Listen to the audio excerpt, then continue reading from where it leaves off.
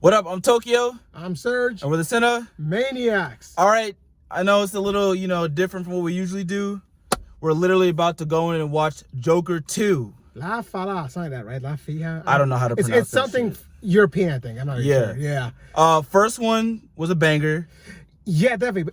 I think it was so good though. It didn't need a sequel. So I'm not sure why they made one. Yeah, I felt like the story was definitely a self-contained story. And they make the second a musical too. Yeah, and I was just like, I mean, when I saw the box office, I'm like, okay, it doesn't need a sequel, but we're gonna get one anyway because it made $1 billion.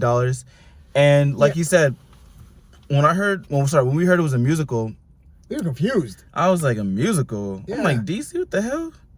Like when we said to be, it is an Elseworld story, so you know. But even in the Elseworld story, I've never heard any type of musical issue, whatever like that. When we said be creative, DC, this was not one of them. I mean, the same director is directing it, so maybe optimistic, maybe. But, like you said, the same team is back behind it. So I'm like, all right, so maybe they can do something fresh and new with this. I'm not particularly fond of musicals. Not saying that they're bad. They're just not my cup of tea. There's only one musical that I like. They can be fun, honestly. No, they can't. I mean, like I said, if you like them, that's great. I'm not telling you not to like them. For me, they're not really my cup of tea. There's only one musical that I thought was really good. Shrek? No, La La Land. And I'm talking about for movies. La La Land was really good. And when I was a kid, I had a guilty pleasure with High School Musical. But that's another story for another day. Or maybe not. But yeah, I'm not really a big musical guy. So when I heard that they were doing it, we were just like, okay, let's see how the trailer looks.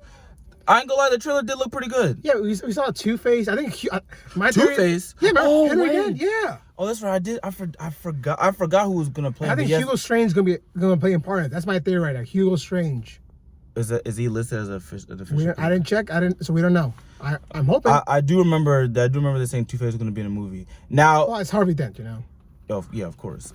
Well, duh, I know that. But it's just like, when I heard who was playing Harley Quinn, I'm like, Lady Gaga. And look, Lady Gaga, she has proven herself to be a good actor. I've heard some good things on American Horror Story. Oh, I've seen some of them. She is good at what she does. And I've seen trailers for A Star Is Born and House of Gucci, and she looks to be really good in those things. So I'm like, all right, she's established herself as a legitimate actor. And plus, even before she did acting, she was known to wear all these crazy outfits and play. Remember the meat one? That was thing. Bad. Yeah. That was bad. She was known to just play all these like to do all these zany stuff. So I'm like, all right, her playing Harley Quinn and her being an established actress now, like, okay, I could see that. Her and Joaquin Phoenix, like, I don't doubt that they won't have that they will have good chemistry.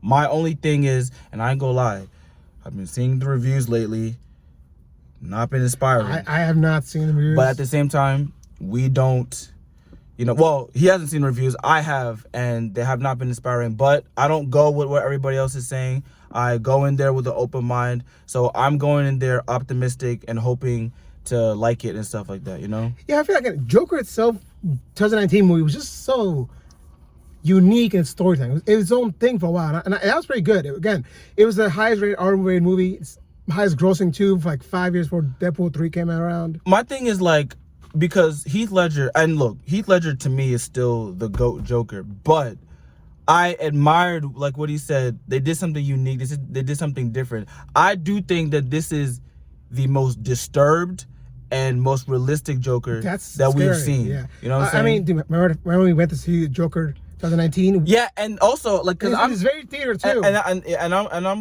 I'm curious to see, are they gonna have the same level of security? Because I remember last time I had never seen it, and I've been going to that theater for years, and the first time I ever seen a security guard with a big ass rifle, and I'm like, holy crap, this is serious. There was at least one armed truck there, yes. And there was a police officer with us in the theater while we watched it. Because they didn't want nobody, thinking they could start a revolution. I heard they were even saying no officer could watch the movie like twice in a row. They had to like switch. So I wonder if they're gonna have the same level of security. But I go lie, I feel like that even heightened the movie up even more. Yeah, but the Joker 2019, it was a controversial film, I want to say, because it says a message, but can send the wrong message to the wrong person. I hate saying that, but Well, it's true. I felt like they respected mental illness and everything like that.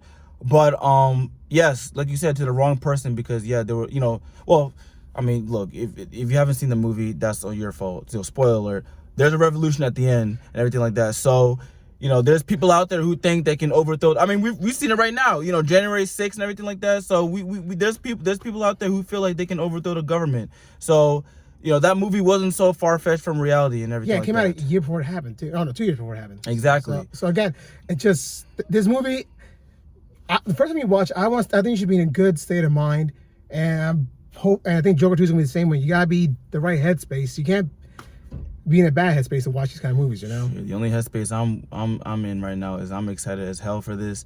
This has been what, 5 years? 5 years in the making and stuff. So I hope COVID kind of delayed all of it though. Yeah, of course, and of course the writer's strike too. Oh, right.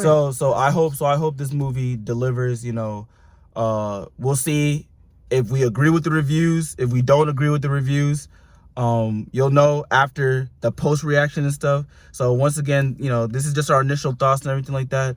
And with that, we'll see you guys in a few minutes to see how the movie goes. We out.